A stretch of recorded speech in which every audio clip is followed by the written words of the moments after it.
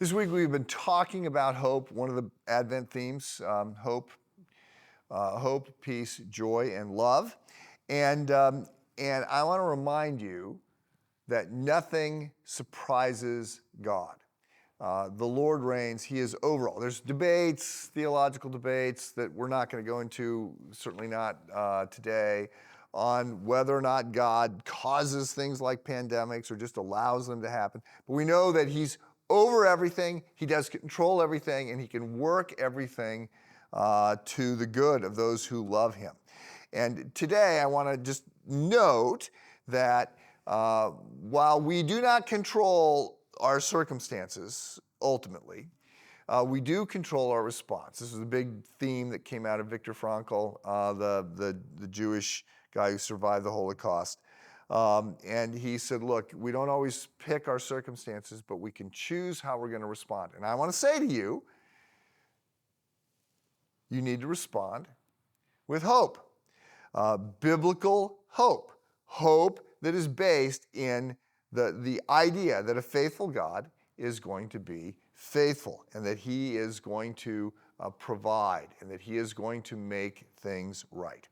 People without hope become defeated, they become dejected, they become despondent, they become, dare I say it, hopeless, and they crater. And this hopelessness is contagious.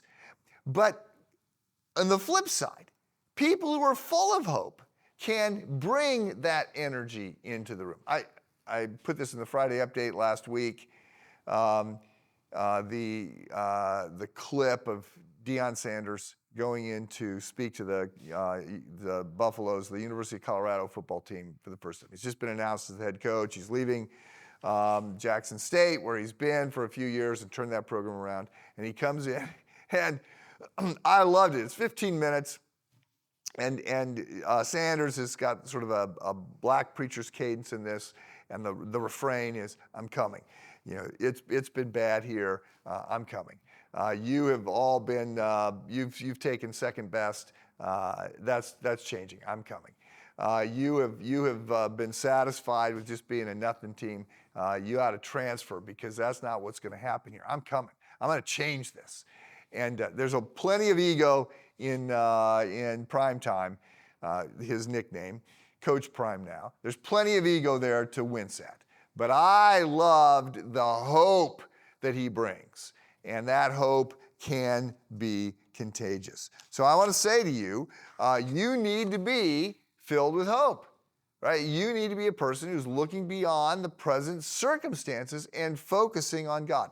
The biblical idea of hope is not just saying that things can get better. Right? The biblical theme of hope says things are going to get better. And it also grounds that, not in circumstances, not in our effort. It grounds it in the character and the promises of God. So I want to say to you, right, the intelligent response to what is going on today in light of who God is and the promises that He has made is hope. So be hopeful today.